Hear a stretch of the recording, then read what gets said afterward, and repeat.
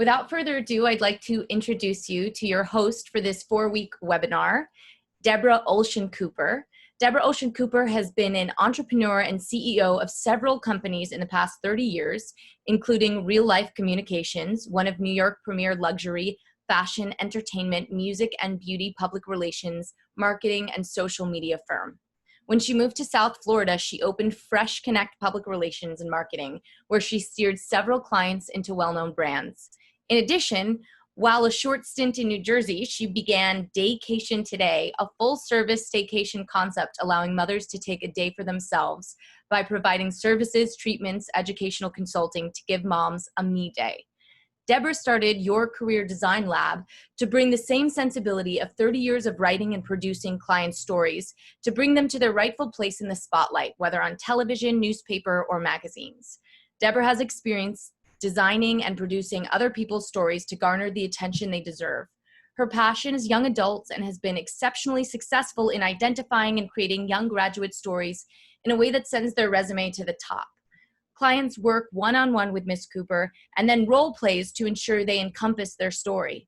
Upon completion, Ms. Cooper helps young graduates find their rightful place in finding their career through her varied networking contacts. Ms. Cooper guides you step by step through the career landfields and into their perfect career. So I'd like to hand it over to Debra. Thank you so much, Rivka. I greatly appreciate that introduction. Tonight is going to be so fun. What I'd like to show you is how in your interviewing process, you are able to excavate your last 4 years of college and even before then. It could be your internships, your jobs, your extracurriculars, your community service. Let's find those stories and passion that puts you on the map. And we do that, it's like everything in life, right? We hear stories all the time. We're watching Netflix, that's a story. Somebody's telling you a story. Those are the kinds of stories you want to bring into potential employers. Those are the stories that you want to make somebody feel what you are all about. So tonight, we're going to start that and start to delve into some of the questions that instead of saying, I did this, I did that, you can actually excavate a story that will make somebody feel and know who you are. When you go into an office and somebody asks you what your strengths is, you do not want to talk in ambiguity. You want to talk from strength. And what I mean by that, again, is your story. So I'm going to open it up to you guys, and I'm going to ask you, what is your strength? And from there, we're going to start to craft something a little bit more in depth, something that brings you to life. Let's start.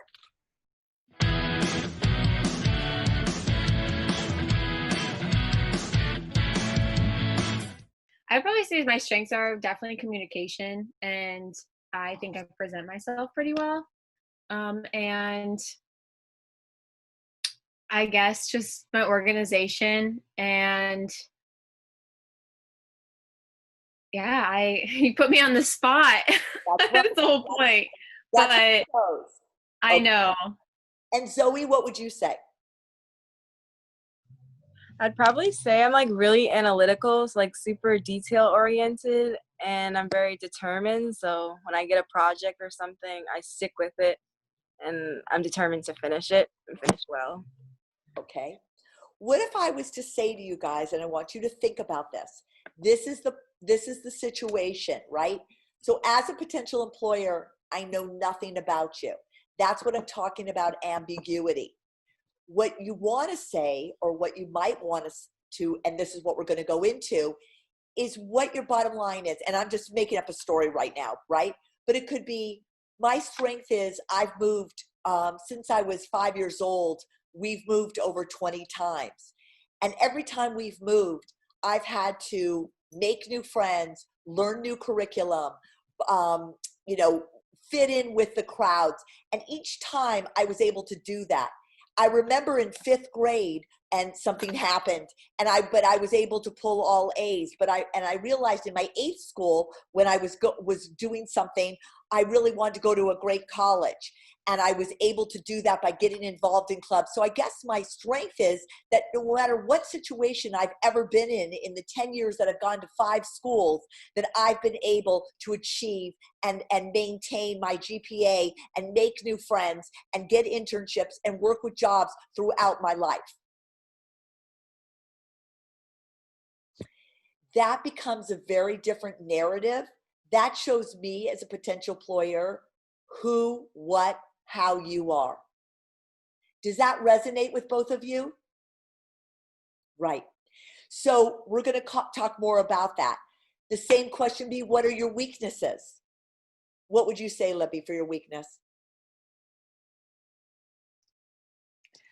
I'd probably say my weakness is I can take a lot of time on something.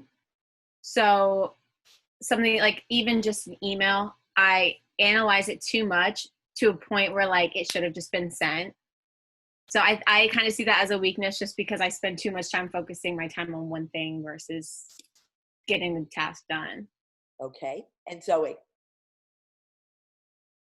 I'm kind of a perfectionist, but I feel like sometimes it works against me where like I don't start something because I want it to be perfect. So I guess procrastination. Okay. And that would be your typical answers that you would give, right? But when you talk about your weakness, again, you want to go in specific. There was a time that I did a project, and because I spent so much time on it, it became past due, and the project that we're working on became obsolete. But what I learned, and then what you always want to come back with, but what I learned from my weakness is that I can do this now. I monitor my time, or I put a thing on my time that I know if I'm going into perfectionism or if I'm going into, is this right? I say, okay, move on, change the channel, let's move forward. So you always want to come back with a strength, even if you talk about your weaknesses. And some other things I want you guys to think about. What would you like your career to look like 5 years from now? When a potential employer asks you that, and you're going in for a specific job, you want to have done your research. And what I mean by that, you want to have looked at the company. You want to look who the players are, how many years they've been there, what schools they've come from, so that you can bring that in. You know, Maya Angelou actually said, and I don't know if you've heard this, and I love this, people will forget what you said, people will forget what you did, but people will never forget the way you made them feel. And that is really the basis for telling your story. If we can separate you from the pack so that your story resonates with a potential employer, you're halfway there, more than halfway there. I think, Zoe, you're shaking your head yes, like you can see that. Similar to 5 years from now, if you embed yourself into what that company culture looks like and how you can be a player in it, that would make a huge difference then. Well, I really see myself like this. That's taking yourself out of the interview.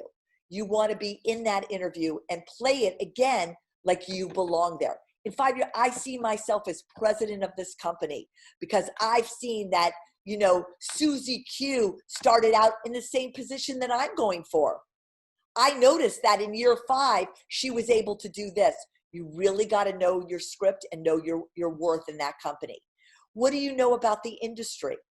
That is key. Whatever industry you guys are going for, you need to know everything about it so that, again, you can bring in to the company what you know. Here's a perfect example. I had a client who actually went to Syracuse University, Zoe, by the way. Woo. And she decided that she wanted to be in the music business. And she came to me about March of that year that she was graduating in May. So I said, wonderful. Are you in the music business, music school? No. Have you written anything for any music magazines up there? No. Oh, so you were on the music newspaper? No. What? Now I'm getting scared. What have you done in the music business? I don't know. I just really want to be in it. From there, I introduced her to the magazine up there. There's a magazine, I forgot, it's called Watts, 21 Watts. And she became the A&R person for 21 Watts, bringing like your local bands to your school. In addition, she was in a sorority and she raised money for a cancer thing called Fuck Cancer. Well, we came to find out by doing the research that Scooter Braun, one of the biggest producers who produced Taylor Swift at the time, wife had cancer, and she started Fuck Cancer. So again, the story became, hi, Scooter Braun, I'm looking for an internship in your company. By the way, I was able to raise $25,000 through my sorority for your wife's cancer foundation. Who do you think got hired? Right? It's that connection, you guys. It's finding that little gem. Now, you might find that when you do your to-do list, you know, which could, oh yeah, I raised money for that. Oh yeah, that person said that.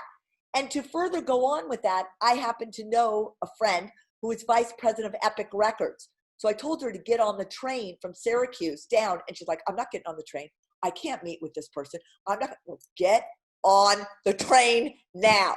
She got on the train. She met with him. She walked out with a goodie bag. She said it was the best day of her life. I'm sure there's been better days since then, but it was still pretty cool. He happened to know somebody up at Syracuse who at iHeartRadio would DJ. And he does a podcast on how you balance school life at Syracuse. I just happen to be, but I know people at Libya as well at UCF, and work. She did a podcast with him. We were able to put that on her resume. Again, setting her apart from the rest of the pack. So there's just one example of knowing about your industry. Can you describe a time when your work was criticized? Again, detail. It was one time where my boss told me this, but you know what? I realized next time I went over and above by doing this. Always come back with what you learned. What's your greatest failure? Why? And what did you learn from it? You know, kids today all feel like they're not accepted to fail. And I just spoke at Live Nation in LA, and that is one of the greatest strengths is knowing your failure and having failures. That's something a company was really interested in. So let's think about that as well. And what was the most difficult period in your life, and how did you deal with it? And here's one that people ask. If you were at a business lunch and you ordered a rare steak and they brought it well, what would you do? And you might say, oh, that's like the stupidest question I've ever heard. But that tells a lot about your character. A lot of these questions deal with personality, career, and situational questions that every employer will ask. And tell me about your proudest achievement. So I'm going to go back to you guys. Zoe, we'll start with you. What would you say was your proudest achievement? In my life, like not academically, just. Right. Well, I guess it goes without saying graduating from college, but that's really cliche. Probably when I transformed my body through fitness. So when I was able to do my first couple of pull-ups, I realized that I had control over my body, and that was a really proud moment for me. You know what? I really like that. And on the to-do list or on this question, I want you to expound on that. Because you know what, you guys? You always want, whatever you say when we tell our stories, you always want to include the who, what, where, why, and how. You don't want the employer, like I'm sitting here, Zoe, if you were to say that to me and I'm like, wow, that's really interesting. Maybe I transformed my body. You know, maybe I was like 200 pounds so I could relate to you in that way. But I want to know how. Like, what was your story? Were you like, did you have disease? Did you have diabetes and or your family's from? I want to know the who, what, where, why, and how for every story that you guys create. And Libby, what would you say is your proudest achievement? Yeah, it's actually crazy, Zoe, you said that because, well, I have a lot of health issues and dealing with like autoimmune. And I was able to just recently come from a really bad flare up in March to completely go into remission like this week. I found out all my inflammatory markers came down. So I guess for me, it's just like that self-discipline because I do it without medication and I'm more of like a natural way of healing my body. And so it's just been really rewarding to know that I did that myself without having to rely on medication or any doctors or like, have that sickness hinder over me. So that's probably my proudest achievement, is going into remission. So Oh, I would say so. yeah. That's wonderful. Congratulations. Thank you. There's a great story there, and I want to know your background. You know, if I was in a potential employer, what are all the struggles you've gone through and how you've been able on your own to do that. So again, you guys, you're important in life. Your stories, your background is important and brings value to a company. And again, and the last thing would be, what are your 3 positive things that you can say about yourself? And again, not one-line answers, but overall, what are the things you're proud of? What have you done to change yourself, change your family, change your world? You know, it doesn't have to be something huge. It can be something, again, really personal. And by you guys working on this week, when we come back next week, we're going to flush it out. And you're going to be able to walk away with really good stories. So Zoe or Libby, if somebody's on the phone or somebody goes, oh, just like 1 minute, or they're like looking completely bored, they're not going to be, because you're going to be engaging them and they're going to be so interested in what you have to say. And you know what? You're going to go in with confidence and nothing's going to be able to persuade you, because you're going to know your role.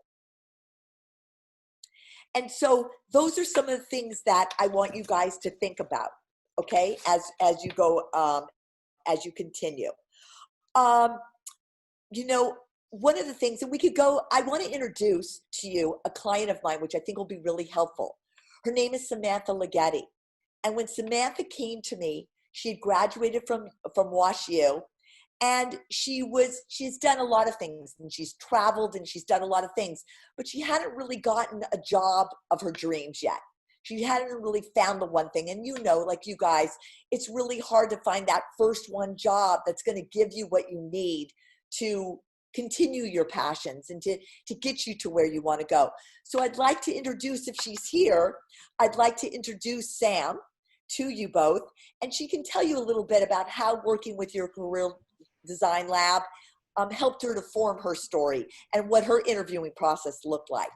This is Sam, and I had the pleasure of working with her.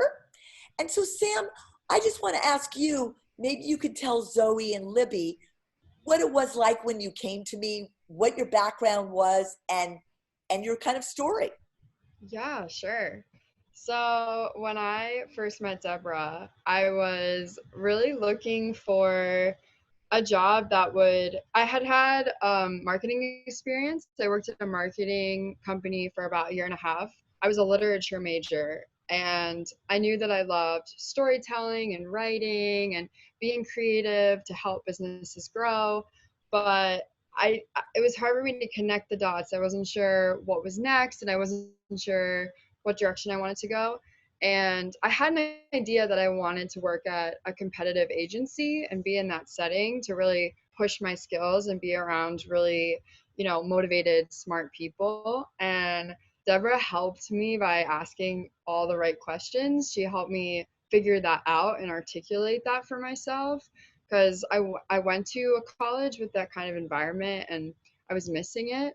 And yeah, it was hard because I remember when we first talked, I had so many ideas. I thought about working at a nonprofit because I'm also really passionate about mission-driven work, and then also an agency where I'd just work on any accounts, big corporate accounts, whatever, but it would be for the intense environment.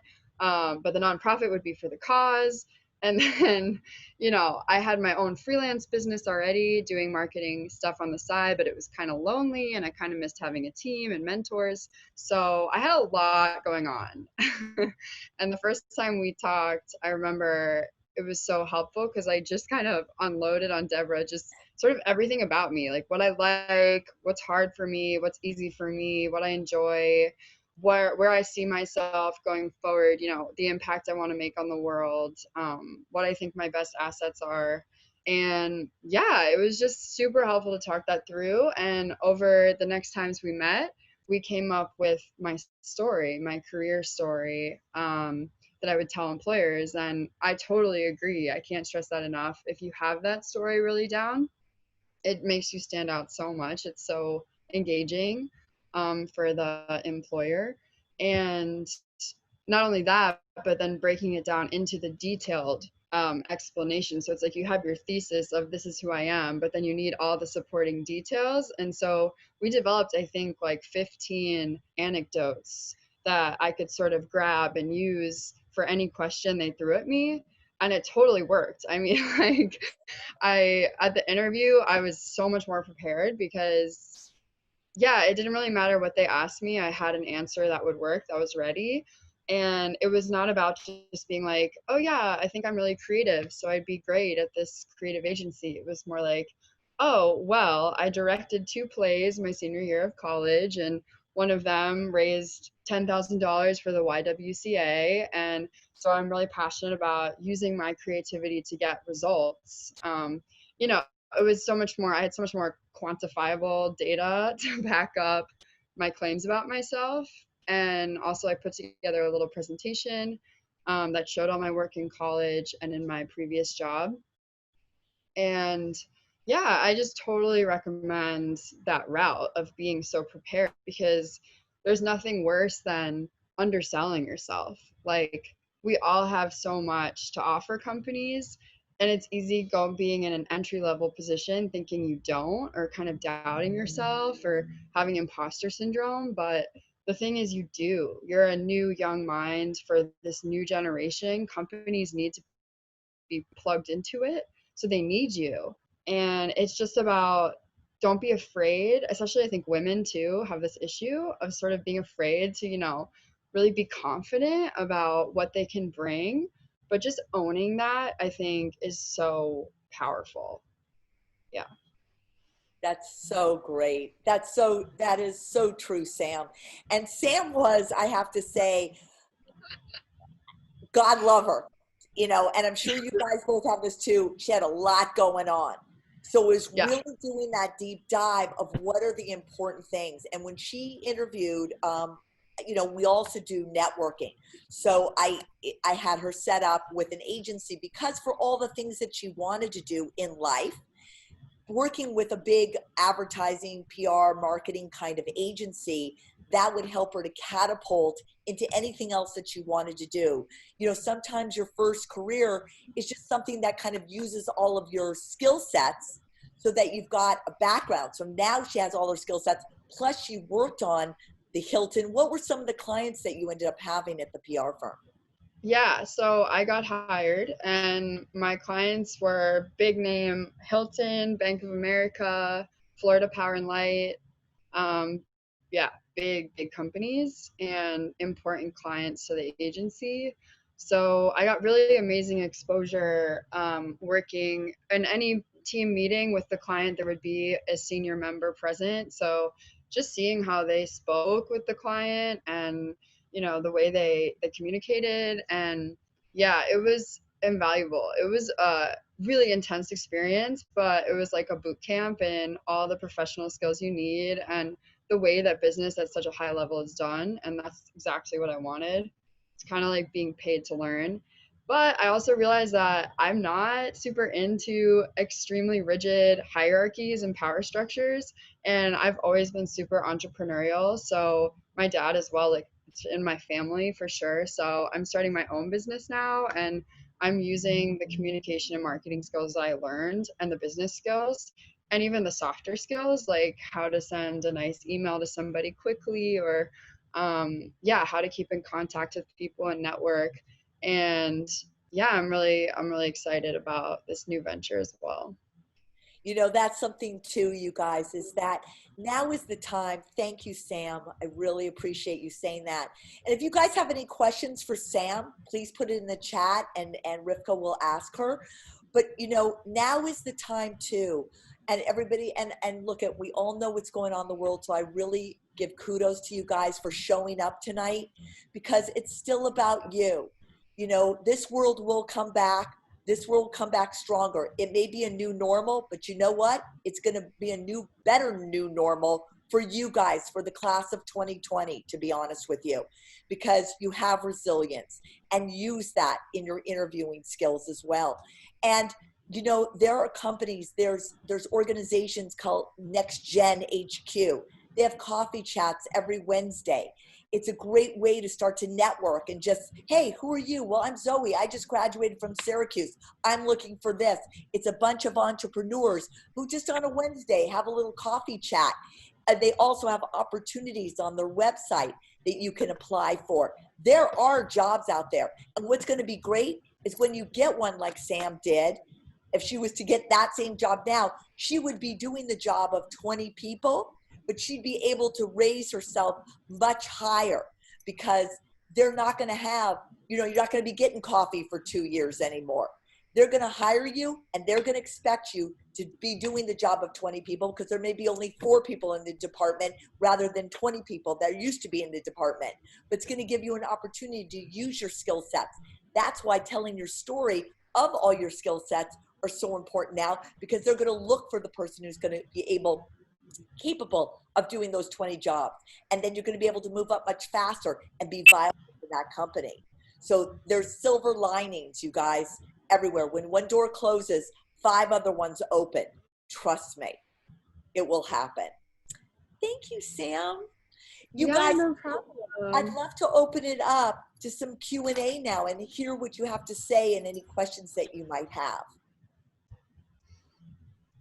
And you all feel free to use the chat box. You're also welcome to just, since it's a small group of us, ask your questions out loud and have a dialogue. Libby, let me ask you guys a question. What did you graduate in? I'm actually graduating in something called entertainment management. So it's like specific towards a UCF major, but essentially like communications, just anything in the entertainment industry. I actually really want to get into production and video editing. I worked for radio as an intern, and then I was able to move up into programming for a classic rock radio station. And that was awesome because then I got to do some editing and production for that. And so then I actually left because I was supposed to study abroad this semester, but that got cut short. So now I'm working for a digital broadcasting company and doing more video than I would be audio. So, yeah. Very good. Well, digital marketing is going to be obviously huge in the coming year and years and years from now. Because, it's interesting when I was talking to the Live Nation kids, so many of them love concerts and doing all the big concerts and live performance. And for right now, that's not happening. Yeah. So, but utilizing, if you've learned any of this, quite frankly, utilizing that kind of concept and bringing it into digital marketing or production and trying to, like all those performers who did things from home. Wow, that was like awesome, So you're really on a great path. And that's something we could talk about moving forward. Yeah. So what about you, babe? So I graduated majoring with a BA in media and technology, but most of my internships, though they were short, most of them have been like PR, communications related. Great. So is that an area you want to get into, PR and marketing for? Yeah, probably to start. I do want to be in PR, or I heard marketing maybe a little bit easier my way into and then move to PR, but either one I would be okay starting with. But I'm very entrepreneurial, so I kind of want to take my love for communication and speaking to people and being a people person, just take that, and my love for fitness and do my own thing. But I can't do that until I kind of get settled with a job. So I think I do want to start with marketing. Well, how about a PR marketing company that deals with fitness? That would be ideal. Correct. So that's something that you want to think about for next time, babe. Maybe look up some companies like Shape Magazine or those kinds of magazines that do, marketing and do a lot of things. Like I know Hearst Corporation, that has a lot of the magazines. I know somebody who works there. They're the only, I'm not saying the only company, but they're one of the only companies that did not lay off anybody during this whole virus, and in fact got raises during this time. Wow. And again, marketing, PR, it will be happening, but just in a different way. So Zoe, for you, what I'd like to see is you coming up with some ideas of how fitness, you know, PR and marketing and fitness, come up with an idea that they can be brought into a company like Hearst or Meredith Corporation and say, I've been thinking this, or I did something at college that I think could be really great bringing it into this company. You always want to bring value. I was speaking to a client today and he was like, I asked these questions. He goes, well, I want to learn and I'd like to learn. We'd all like to learn, but this is not the time to go into a company and say, I want to learn. Not happening. You got to go into a company and say, this is what I'm thinking. I'm bringing a thinking into this company, just like Sam did. Sam had done some amazing things at school, putting on plays. And why don't you talk a little bit about that, Sam, just to get you guys ideas of maybe some things that you can think about. And then how to turn that into a story for work, for job interviewing. Yeah. I had a couple good stories from previous experiences. I mentioned solo backpacking as a woman through Southeast Asia, I think. Maybe I didn't. I don't know.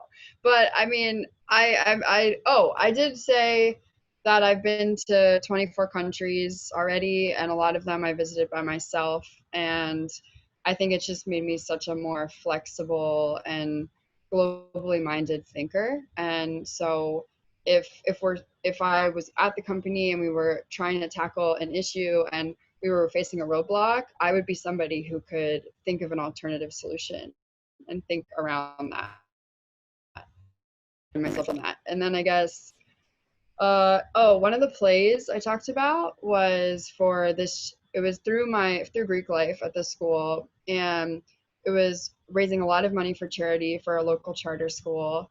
And I just talked about how I wrote the script, I directed it. It was a musical, a family-friendly musical, and so many moving parts had to come together, and I was in charge of all of them. We had to get musicians on board, actors, people built the set, costumes, lighting, all the different elements that went into it. So I tied that, with the job being like, I can tackle a campaign or a larger project and be aware of all the moving parts involved and have the attention to detail that's needed to really execute. Stuff like that. So see how your background and your what you've done created into a story becomes very engaging. And she said it in a different way, but like really elaborate on it. And then she had all the images that we put into her portfolio that illustrated that too. Do you guys have things that's also very important today, you guys, is visual? Any, like Zoe, when you've worked in any kind of PR or whatever, things that you've written, placements that you might have gotten in magazines, Libby, for you, the kinds of things that you've done, you might want to think about like more of a portfolio that shows different things that you guys have done, because that's very important. And just wrapping this up is really like the whole enchilada. You just want to bring the whole enchilada to your interviews. And that really, and we're going to go into this next week, is the assessment of desired interest in your careers and preparing kind of like an action plan from your to-do list, because if it hasn't been written, it hasn't been said. So you can think about all these things, but we want to write these stories out. And we analyze this through some of these questions, which are based on your career, your personality, and behavioral assessments. We define your story and we present it as career choices, desires, and then we break it out and determine your best to tell which story goes with your personalities, because showing your personality is huge. And we want to prepare for the awkward moments and how you can overcome those, and down how you dress the part. And most importantly is networking. How I want to teach you guys networking in different groups to become a part of. And also something that Sam and I really worked on and all my clients do is that email correspondence. How many of you guys use LinkedIn? Do you know how to use it well? Because I will be having a guest on that is a LinkedIn expert. How you go to maybe 2 or 3 years outside of school that are in your desired realm, if you will, of interest, and how you can connect to those people, and the right way to write an email to be introduced to. And, you know, today we talked about, or, you know, we've talked about interviewing and informational interviews. Well, today there's ways to turn that informational interview into actual interviews. I mean, that informational interview that I had set up, the girl from Syracuse, the client, a year later, the guy from the VP of Epic Records contacted her to see if she still needed a job. She didn't need that job, but then he said, could you recommend people? So it's very important to stay in contact with the people, and the right and the wrong way to do it. So I want to teach you that, because also today it's very intergenerational. Today jobs, again, are not working for people. It's how you work together. Similarly, the girl I was mentioning again, she had written to another person I knew who was the VP of Casablanca Records. I have it here, or something like, you know, Casablanca Records. He had just, during this time of coronavirus, he's sitting there looking through emails. He's like, oh, just wondering if you got a job yet. She goes, yeah, I'm working for the Futuristics. It's a music company out in LA that puts producers, writers and producers together, and songwriters. He's like, oh, I'm looking for a client of mine to be doing that. So all of a sudden, last year, oh my God, to work for the president, the VP of you know, a record company, now has become her ally and her co-padre in working together. This is the opportunities that exist today, you guys, for the class of 2020. Is there any other questions that you guys have for Sam or for myself? I have one thing to add, actually. Yeah. I would say in the hyper-specific stories that you come up with, maybe I could give one example that, yeah. Okay, so I just really saw the power of thinking of it really like a story with the beginning, middle, end, and you have some kind of issue and then how you resolved it. Meaning like a problem that the company was facing and how you stepped in to help. So at one of my jobs, I was working at a branding agency, and for example, the client wasn't super on board with the color palette that we presented. So we looked at the colors and we realized they had these really abstract names like, you know, sienna brown and whatever blue that had nothing to do with their brand, but their brand was a health and fitness brand. So we're like, or health and wellness. We're like, okay, why don't we just kind of tweak these colors a little and rename them Zen, peace, beauty, restoration.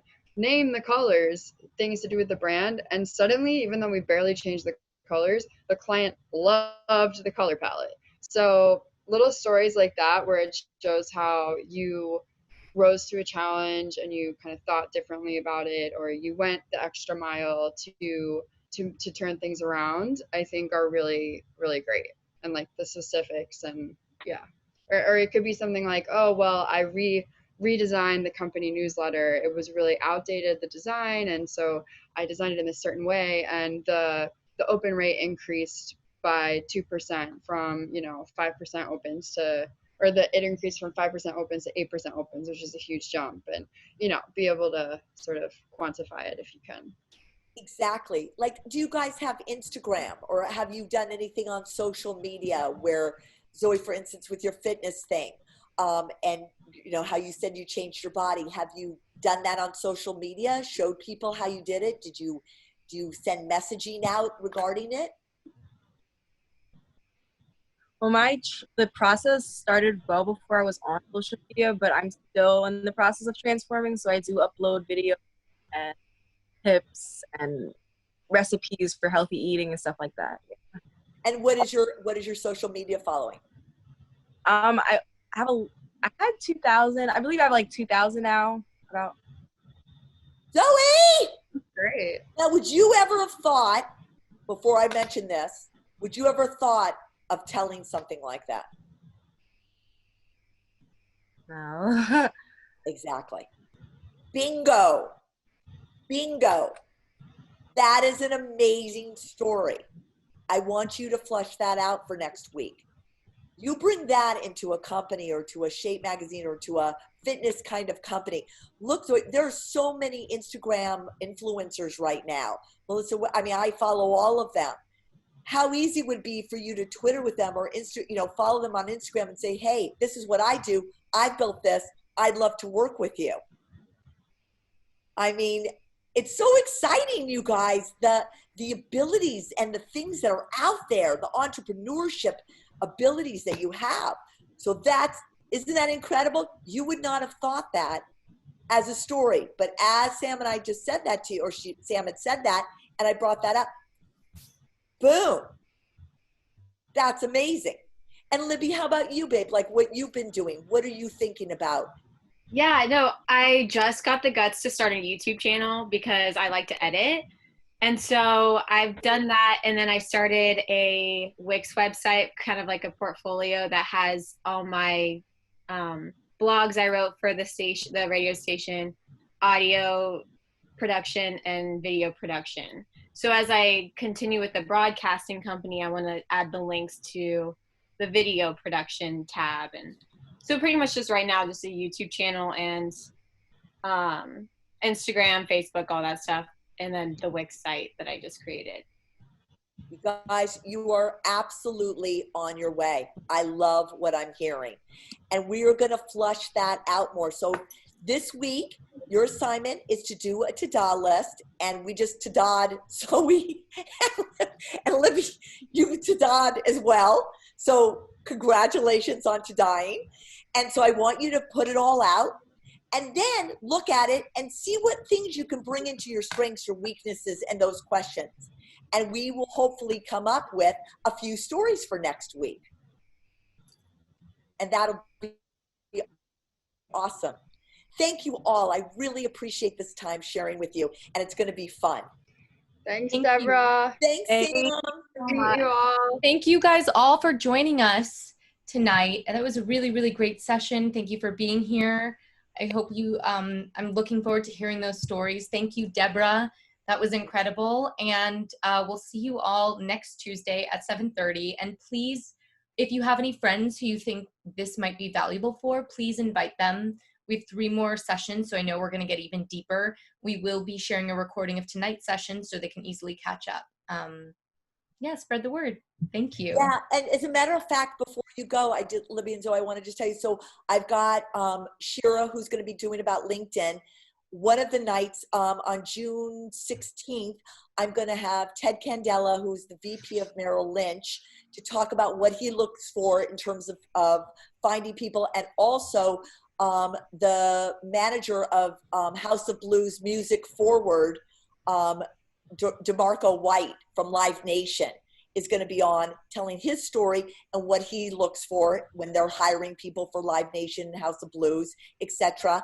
And then I've got Mike Miles, who worked at CBS and does a lot of digital marketing for CBS. He did the Grammy Awards. So a lot of right up your guys' alley, entertainment, fitness, all of that. So I hope you'll keep coming back because I think you'll get some great information and some great networking. I'm excited. Thank you. Yeah, Thank you all. Thanks for coming. Stay safe, and we'll see you guys next week, Thank you. Tuesday night. Thank you. Invite a friend or two. Thank you, Deborah. Thank you, everybody. Thank you, Rivka Melanie. and Melanie. Thank you. Thank you, Melanie. Thanks, Thank you, everybody. everybody. Thanks. Bye.